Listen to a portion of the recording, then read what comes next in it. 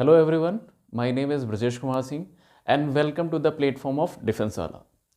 अभी तक बेटा हम लोगों ने जो बात किया था तो हम लोगों ने ट्रिग्नोमेट्री पे लेके आए थे टॉपिक। तो ट्रिग्नोमेट्रिकल हम लोग चल रहे थे ट्रिग्नोमेट्रिकल रेशियोज एंड आइडेंटिटीज। इसी में एक टॉपिक और लेने जा रहे हैं, इन्वर्स ट्रिग्नोमेट्रिक फंक्शन। ये टॉपिक क्या है ये भी समझिएगा और भी ज़रा ध्यान समझिए। आपके पास में ये जो बैच है ये अप्रैल 2022 के लिए टारगेटेड बैच है, तो आपको उसी के अकॉर्डिंग प्रैक्टिस करते हुए आगे बढ़ना है। तो समझना कि जैसे सपोज कर लीजिए यहाँ पे हम लोगों ने बात किया ट्रिग्नोमेट्रिकल रेशियोज एंड आइडेंटिटीज़ में, जैसे हम लोगों ने कवर किया था उसी तरीके से हम लोगों ने हाइट एंड डिस्टेंस कवर किया। अब तीसरा एक टॉपिक मैं यहाँ पे लेने जा रहा हूँ, इन्वर्स ट्रिग्नोमेट्रिक फंक्शन। तो फंक्शन में है क्या बेसिकली ये समझिएगा।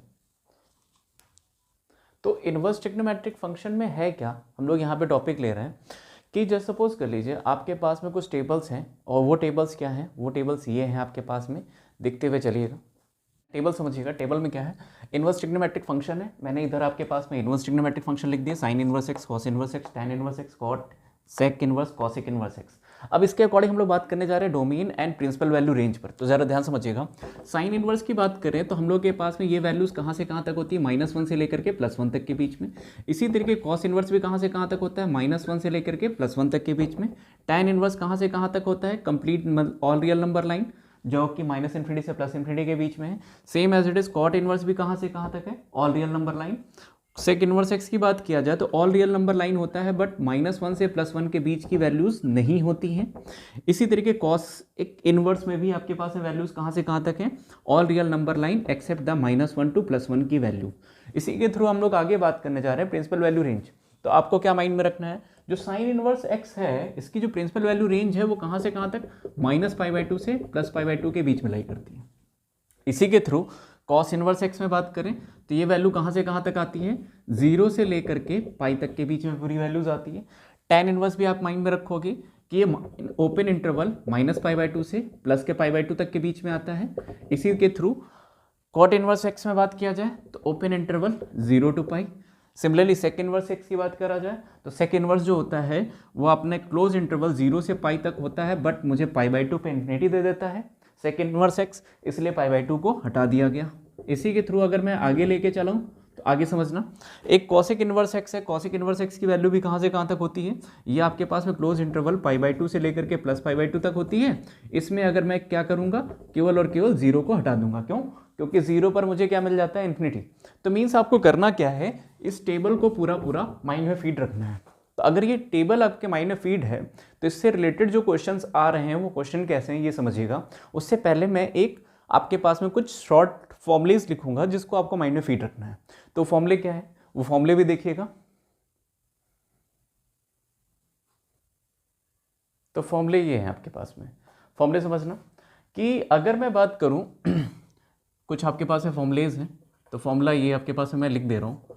तो जैसे मैंने लिखा है यहाँ पर, फर्स्ट साइन इनवर्स -(x), तो ये वैल्यू कितनी आती है, माइनस का sine inverse x. Same as it is cos inverse x -x की बात करने जा रहे हैं तो ये आपके पास में होता है पाई माइनस का कॉस इनवर्स एक्स। थर्ड एक फॉर्मूला लिखेगा टैन इनवर्स -x, तो ये आपके पास में होता है माइनस का टैन इनवर्स एक्स।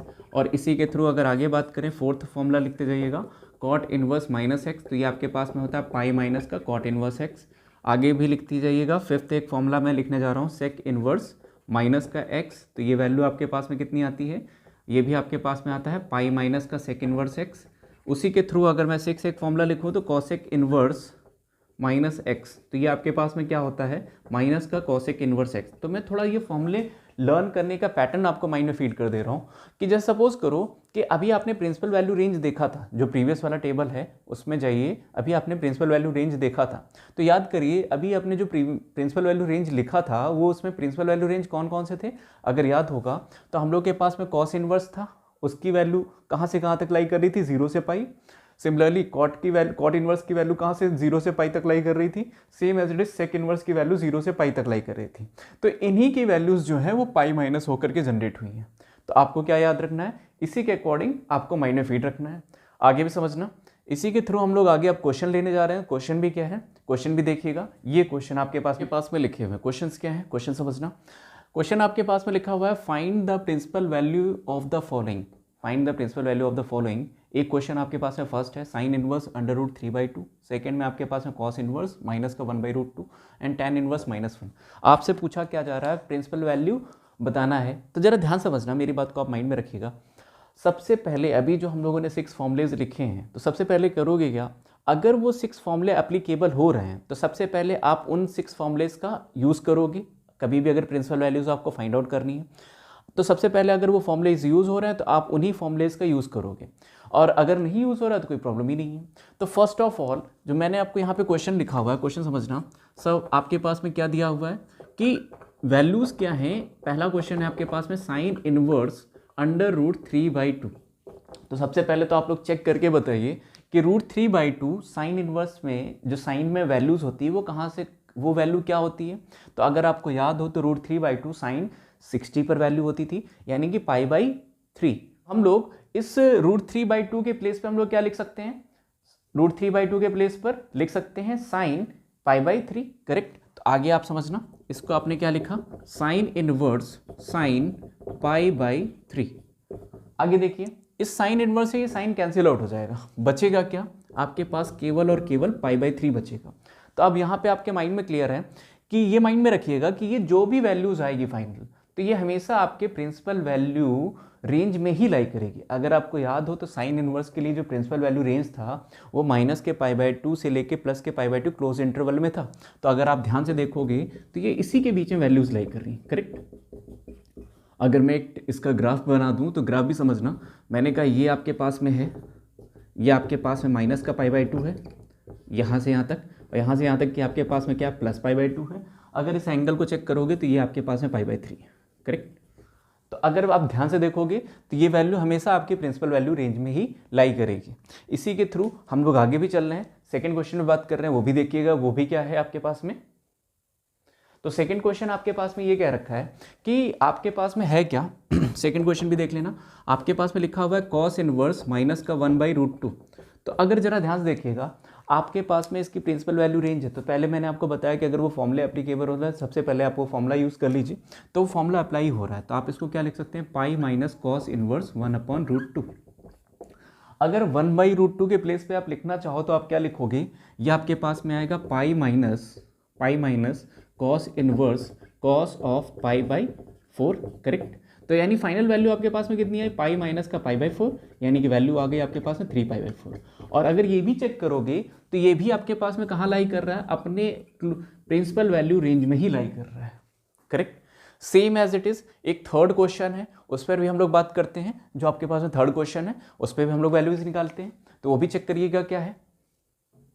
तो थर्ड क्वेश्चन आपके पास में लिखा हुआ है tan इनवर्स -1, और आपसे पूछा जा रहा है प्रिंसिपल वैल्यू बताइए।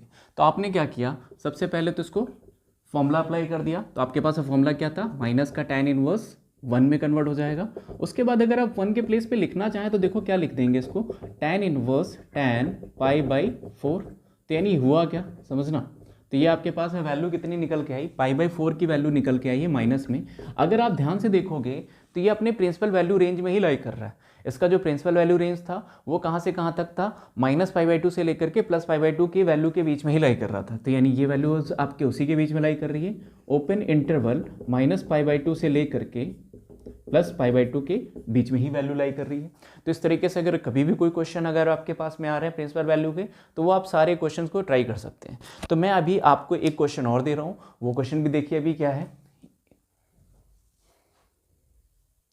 तो ये एक आपके पास में क्वेश्चन और आ रहा है, क्वेश्चन आपके पास में ये लिखा हुआ है, क्वेश्चन भी समझना। क्वेश्चन आपसे कहा गया, कह रखा है the value of sine inverse sine 2π/3 equals to what, और उसी के अकॉर्डिंग 4 ऑप्शन आपके पास में बना दिए गए। अगर आप ज़्यादा ध्यान से देखेंगे तो आपके पास में ये चीज़ क्लियर है कि कई लोगों ने आंसर तुरंत कर दिया होगा कि साइन इनवर्स से मैंने साइन को कैंसिल आउट कर दिया, जस्ट बिकॉज ये इनवर्स फंक्शन होते हैं। तो इनवर्स फंक्शन कभी भी आपस में क्या होते हैं, एक दूसरे को कैंसिल आउट करके एक आइडेंटिटी फंक्शन में कन्वर्ट कर देते हैं। यानी कि होता क्या है, ये दोनों ऑपरेटर एक तरीके से होते हैं, this one and this one both will be the operator, दोनों ही के दोनों ऑपरेटर हैं। तो होते क्या है, ये दोनों वैल्यू कैंसिल आउट होने के बाद आपके पास में फाइनल वैल्यू क्या आ गई, 2π/3। लेकिन जरा ध्यान समझना, क्या जो फाइनल वैल्यू आई है वो अपने प्रिंसिपल वैल्यू रेंज में लाई कर रही है, बताइए। अगर मैं 2π/3 की बात करूं तो 2π/3 जिन लोगों ने आंसर किया है तो बताइए क्या ये अपने -π/2 से लेकर +π/2 के बीच में लाई कर रहा है, बिल्कुल नहीं लाई कर रहा है। अगर आप देखोगे तो माइनस का π/2 यहाँ पर, प्लस का π/2 यहाँ पर, तो अगर 2π/3 देखोगे तो ये एंगल यहाँ पहुँच चुका है।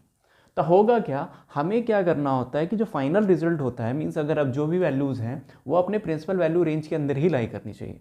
तो आपने किया क्या, इसको सिंप्लीफाई किया। सिंप्लीफाई देखिए कैसे करने जा रहे हैं, ये भी समझना कि सबसे पहले तो आप जो भी वैल्यूज़ हो उसको अपने आप प्रिंसिपल वैल्यू रेंज के अंदर ही लेके आएंगे। तो मैं लिखना चाहूँ तो देखिए क्या लिखा, साइन इनवर्स साइन 2π/3, करेक्ट।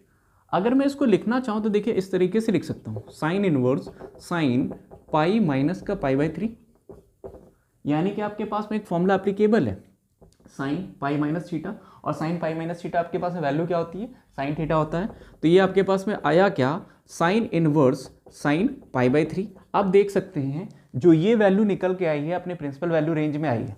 तो फाइनली आपके ये दोनों फंक्शन एक दूसरे को आइडेंटिटी फंक्शन में कन्वर्ट कर देंगे, यानी रिजल्ट क्या आ जाएगा, π/3। यानी आपके पास में फाइनल आंसर कितना आ रहा है, π/3 इज द करेक्ट आंसर। तो इस तरीके से अगर आपके पास में क्वेश्चन होंगे तो आप वो सारे क्वेश्चंस करते चले जाएंगे। तो बेसिकली बच्चों, अगर आपको इस तरीके के क्वेश्चन क्लियर होते हुए जा रहे हैं तो आप क्या कर सकते हैं, जो भी ऑनलाइन बैचेस आपके चल रहे हैं उससे जुड़ने के लिए आप क्या कर सकते हैं, जो नीचे डिस्क्रिप्शन बॉक्स में आपके पास में कॉन्टैक्ट नंबर है उस पर व्हाट्सअप कर सकते हैं, या फिर आपके पास जो मेल आईडी है वहाँ पे कांटेक्ट कर सकते हैं। तो ओके बच्चों, फिर मिलते हैं इसके बाद अगली क्लास में। तब तक के लिए बाय बाय एवरीवन।